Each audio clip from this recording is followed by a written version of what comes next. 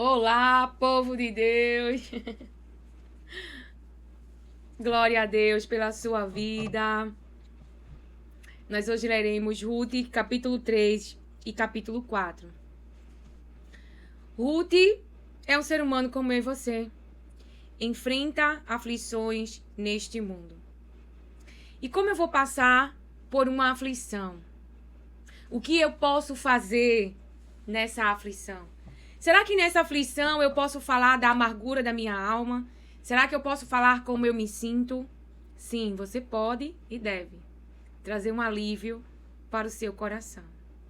Davi falava muito bem nas suas orações, como nós temos conhecimento hoje.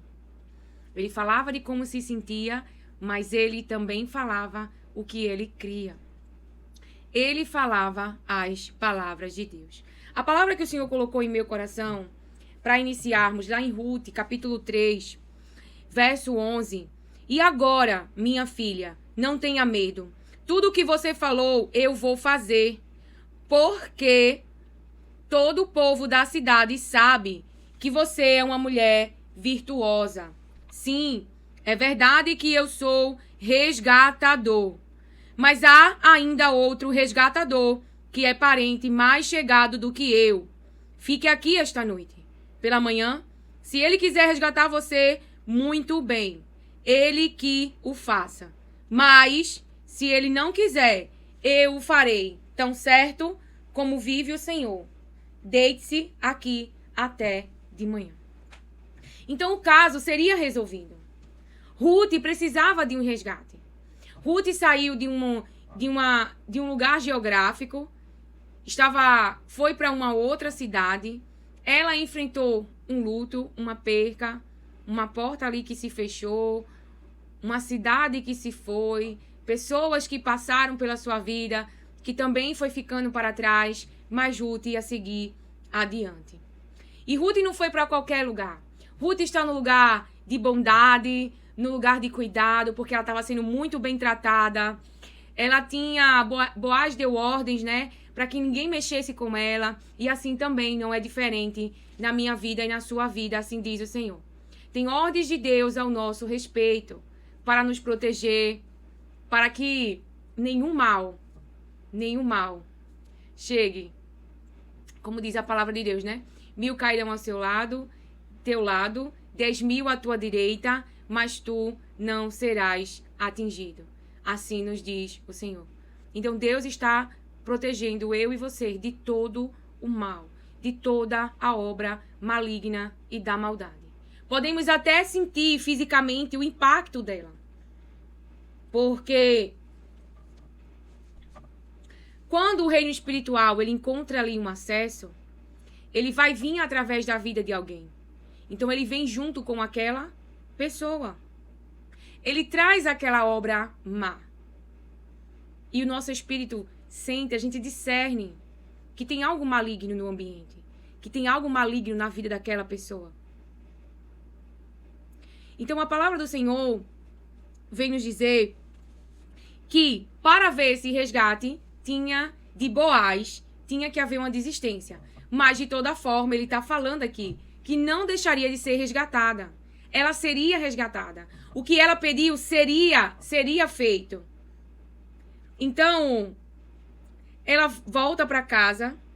A sua sogra diz para ela, no verso 18, então Noemi disse, espere, minha filha, até que você saiba em que darão as coisas, porque aquele homem não descansará enquanto não resolver este caso ainda hoje. Gente, isso aqui tudo é de madrugada, é de noite, que está acontecendo esse movimento. Tanto é que, no verso 4, Boaz foi até o portão da cidade e sentou-se ali. Eis que o resgatador de que Boaz havia falado ia passando. Então ele o chamou. Ô fulano, chega até aqui e sente-se. Ele foi e se sentou. Então Boaz chamou 10 homens dos anciões da cidade e disse, sentem-se aqui. E eles se sentaram. Então houve ali uma reunião, houve ali, né, tinha que se tomar uma decisão, tinha que se decidir algo a respeito de Ruth. Tinha que se decidir algo a respeito de Ruth. E então, o resgatador, ele acha que aquela transação poderia prejudicá-lo. Então, ele abre mão. E Boaz, então, cumpre ali a sua palavra. Lá no verso 5, Boaz, porém, lhe disse: no dia em que você receber essas terras da mão de Noemi, também terá de receber Ruth, a moabita, já viúva, para perpetuar o nome do esposo falecido na herança dele. Então o resgatador disse: nesse caso, não poderei fazer o resgate, para não prejudicar minha própria herança. Faça você uso desse meu direito, porque eu não poderei fazê-lo. Então, para que ele não prejudicasse a própria herança, ele abre mão desse direito. E manda que Boaz faça no lugar dele. E a palavra de Deus diz, então, que ali testemunhas. Vê esse acordo que é feito, é liberado uma palavra sobre a vida de Boaz. E no verso 13, assim Boaz recebeu Ruth, e ela passou a ser a sua mulher. Ele teve relações com ela, e o Senhor concedeu que ela ficasse grávida e tivesse um filho. Então as mulheres disseram a Noemi: bendito seja o Senhor, que não deixou hoje de lhe dar um neto, que será o seu resgatador. Que o nome dele venha a ser famoso em Israel. Houve aqui o resgate do nome da família, né? Do nome da família. Que ele venha a ser famoso em Israel. Nele você terá a renovação da vida e consolo na velhice, pois a sua nora, que ama você, o deu à luz. E para você, ela é melhor do que 7 filhos. Noemi pegou o menino no colo e passou a cuidar dele. As vizinhas lhe deram nome, dizendo: nasceu um filho para Noemi. E o chamaram de Obed. Este veio a ser o pai de Jessé, pai de Davi. Então, aqui na história de Ruth e de Noemi, elas falam como elas se sentem. Tanto Noemi como Ruth também. Então, a gente não é impedido de falar para Deus como a gente se sente diante da situação, diante das perdas. A gente só não pode falar contra Deus, como o povo que estava ali. Para entrar na terra prometida, e então eles falam que aquele plano deles irem até ali era para eles morrer e os filhos dele morrer, para eles serem devorados. Então, quando eles falam essas palavras, eles estão falando contra o próprio Deus. Então, aí é duvidar do caráter de Deus. Como que Deus ia tirar eles do Egito, fazer aqueles sinais, fazer aquelas maravilhas e não ia completar a obra. E ia fazer eles morrer no meio do caminho. Então, é falar diretamente contra Deus. É diferente falar de como você se sente. Você se sente triste, se sente exausto, se sente pressionado, se sente sem saída. Então, é falar como você se sente, mas também falar do que você crê nesse momento de aflição. Por que você não vai duvidar de Deus? Porque Ele é o teu Deus e Ele é o teu Pai. E até se você contraiu, né? Não, Lília, é porque eu vim parar nesse lugar, sabe? Pelas minhas escolhas, ok. Assim como esse impedimento foi tirado da vida para que houvesse o resgate de Ruth. Também o homem do tanque de Betesda, que pessoas passavam na sua frente e assim por isso ele não alcançava o milagre. Assim também Jesus vai fazer o milagre acontecer. Ele vai te resgatar dessa situação. Ele vai te ajudar desta situação. Aquele homem do tanque de Betesda, ele não era um preguiçoso, ele tentava. Ruth também não era uma mulher preguiçosa. Ela era uma mulher esforçada, era uma mulher que amava o próximo, amava sua sogra, fez uma ação aqui voluntária, tinha um coração generoso, encontrou um homem bondoso, um homem generoso, porque é o que ela semeava também na vida das pessoas, Ruth. Então ela colheu daquilo que ela estava semeando. E ela colheu muito mais do que ela semeou. Então, o povo de Deus, a palavra de Deus nos mostra que eles estavam em cativeiro, mas eles tinham uma palavra de futuro. Eles estavam ali para o bem deles, para preservar a vida deles. Mas quando chega o tempo de Deus nos tirar do cativeiro, ele levanta a bandeira assim para as nações e elas vêm e derrubam os muros altos da Babilônia, invadem os jardins e nada fica de pé. E te faz retornar para o lugar de estabilidade. Lembra, é um caminho. É um caminho que Jacó sai para ir se encontrar com José. É um caminho do Egito para chegar em Canaã. É um caminho da Babilônia para retornar para Canaã. É um caminho. É uma jornada. É uma construção. É uma edificação. É tirar a cidade das ruínas. Mas Jesus, ele faz sim esse resgate. Não duvide, por mais que você tenha feito escolhas já quais se arrepende e abandonou os maus caminhos, tenha certeza que Jesus, ele tem um plano bom para você. De que Jesus, agora, a parte que nos oprime no sentido de nos pressionar, é a parte de esperar. E muitas vezes existe um espírito opressor que quer que nós fiquemos calados. Um espírito opressor que já vem, desde a infância, que diz, não pode chorar. Silencie, fique quieto, fica quieta, menina. Fica quieto, menino. Fica quieto, menina. Fica quieto, menino. Não é? Onde a pessoa não pode se expressar, onde a pessoa não pode falar. Então já vem lá, do lar materno, paterno, eu não sei aonde que você se desenvolveu na sua infância. Mas já vem de lá. E sem perceber, a gente continua nesse ciclo. Onde a gente não pode se expressar, onde a gente não pode ser transparente, a gente não pode chorar, a gente não pode dizer o que sente. E não é isso que a palavra de Deus, ela me mostra. O erro do povo no caminho é que eles falavam contra Deus. As palavras dele atingiam diretamente o caráter de Deus, porque, na verdade, o que Moisés estava fazendo era a vontade de Deus. Então, se ele diz, nos tirou do Egito para quê? Para a gente morrer aqui no deserto? Eles estão falando contra o próprio Deus. Acaso Deus vai te tirar dessa cidade? Acaso Deus vai fechar uma porta? Acaso Deus vai permitir alguma situação para o teu mal?